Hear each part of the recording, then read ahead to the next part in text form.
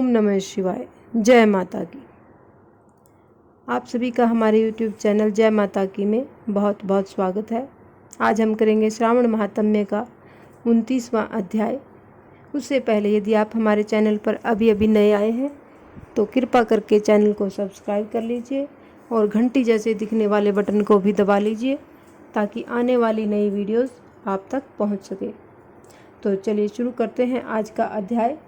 आज का अध्याय है 29वां अध्याय, श्रावण मास के व्रतों के कृत्य, यानी श्रावण महीने के जो व्रत होते हैं उनके क्या क्या कृत्य हैं। भगवान शंकर ब्रह्मपुत्र सनत कुमार जी से बोले, हे पुत्र, अब मैं तुम्हें श्रावण मास के व्रतों के कृत्यों के संबंध में बतलाऊंगा कि किस समय क्या करना चाहिए। हे महामुने, उसे सुनो। श्रावण महीने की तिथि किस समय की लेनी चाहिए, किस समय क्या विधान है, पूजन तथा जागरण कैसे करना चाहिए। नक्त व्रत का उषा काल उस व्रत में कर्म कहा गया है। रात में भोजन तथा भोजना भाव दिन में कहा है। प्रातः काल उस व्रत काल में उदापन कहा है। पंचांग द्वारा शुद्ध समय में अधिवासन करना चाहिए। दूसरे दिन विधि पूर्वक होम करना चाहिए। धारण तथा पारणा में हास वृद्धि नहीं होती। श्रावण शुक्ल प्रतिपदा के दिन संकल्प करके उपवास करें।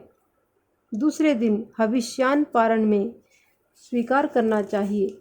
पारण का दिन एकादशी में हो तो 3 उपवास करने चाहिए। रविवार वार्ताचन काल प्रातः काल ही है। सोमवार में सायंकाल का समय प्रधान कहा गया है। मंगल, बुध तथा गुरु की पूजा में मुख्य समय सुबह का है। शुक्र पूजा सुबह तथा रात में जागरण करें। नरसिंह और शनि की पूजा शाम को की जाती है।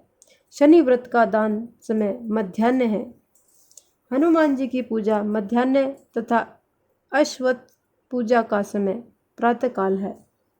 रोटक व्रत में प्रतिपदा तथा सोमवार सहित त्रिमुहूर्तोद्धार स्वीकृत है, यानी तीनों समय भगवान शंकर का हो सकता है सोमवार के दिन। या पहले की तिथि ग्राह्य है।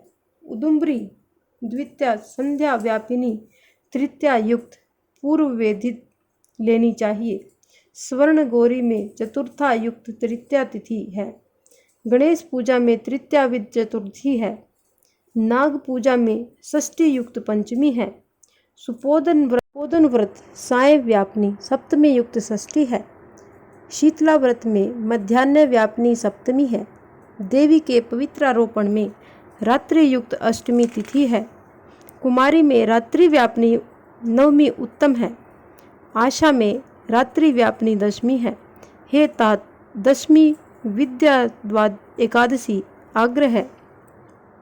उसके वेद को मैं बताता हूँ। अरुणोदय समय दशमी वेद वैष्णवों के यहाँ होता है। अरुणोदय समय में स्मार्तों के यहाँ दशमी वेद होता है। इस रीति द्वारा द्वादशी पित्रारोपण की कही गई है। अनंत व्रत में रवि व्यापनी त्रयोदशी है। द्वितीय प्रहर व्यापनी हो जाने से प्रशस्त्र होती है। शिव पवित्रारोपण में चतुर्दशी रात्रि व्यापनी है। अर्घ रात्रि व्यापनी अधिक उत्तम है। उपाक्रम तथा उत्सर्ग में पूर्णिमा तथा श्रावण नक्षत्र ग्रह है।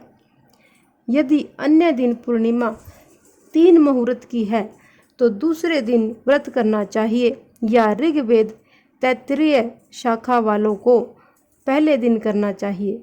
तैत्तिरीय शाखा वाले यजुर्वेदियों को अन्य दिन पूर्णिमा 3 मुहूर्त रहने पर भी उपाक्रम तथा उत्सर्ग दोनों दिन पूर्व दिन ही करने चाहिए। पूरे दिन पूर्णिमा तथा श्रवण नक्षत्र पर मुहूर्तोत्तर संबंध हो तो अन्य 2 दिन मुहूर्त के भीतर पूर्णिमा श्रवण नक्षत्र समाप्त हो तो पूर्व दिन करना चाहिए। अपराह्न काल में सामवेदियों को हस्त नक्षत्र हो तो उपाक्रम उत्सर्ग करना चाहिए। दोनों दिन हस्त नक्षत्र अपराह्न काल व्यापनी हो तो पहले दिन करना चाहिए। उपाकर्मोत्तर सभा दिन करना चाहिए।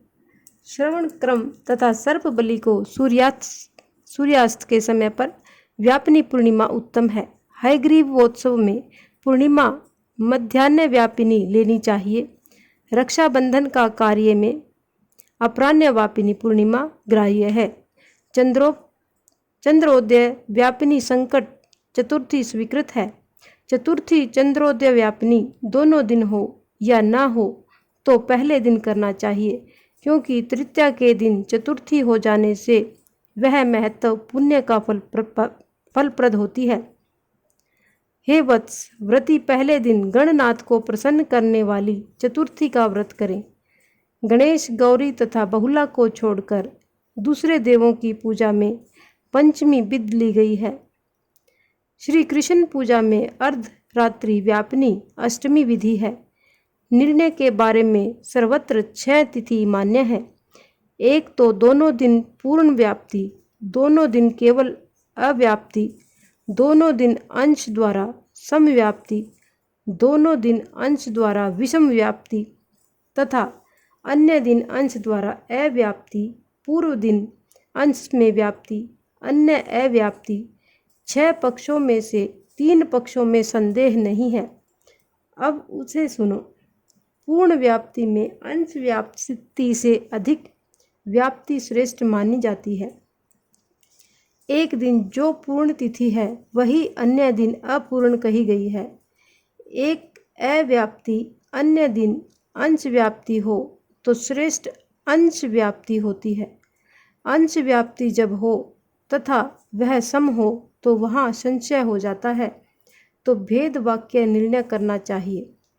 युगम वाक्यों से कहीं कहीं वार नक्षत्र योग बल से, कहीं प्रधान 2 योग में, कहीं पुराण योग से जन्माष्टमी व्रत में संदेह हो, यानी इन पक्षों में परा हो तो प्रातः काल में पारण करना चाहिए। यदि 3 प्रहर अष्टमी समाप्त हो या बाद तक रहती हो तो सुबह में पारण करना चाहिए। पिठोरा व्रत में मध्याह्न व्यापमी उमा शुभ है। वृषभ अर्चन में सायंकाल व्यापनी अमावस्या ली गई है। ध्रुवों के संचय में संभव समय है। सूर्य की करक संक्रांति में 30 घड़ी पहले पुण्य समय माना गया है। सिंह संक्रांति में 16 घड़ी पहले तथा 16 घड़ी बाद में पुण्य समय आ जाता है। कुछ ऋषि सिंह की संक्रांति से पहले 16 घड़ी पुण्य समय मानते हैं। अगस्त्य अर्घ समय व्रत सहित ही कहा गया है। हे वत्स, मैंने इन कर्मों का काल निर्णय बताया है। इस अध्याय को जो भी सुनता है तथा जो इसे सुनाता है उसको श्रावण मास के सभी व्रतों का फल प्राप्त हो जाता है। इस प्रकार श्रावण महात्म्य का 29वां अध्याय संपूर्ण होता है। जय माता की। इस प्रकार की अन्य रोचक धार्मिक कथाओं को सुनने के लिए हमारे चैनल को लाइक और सब्सक्राइब करें। धन्यवाद।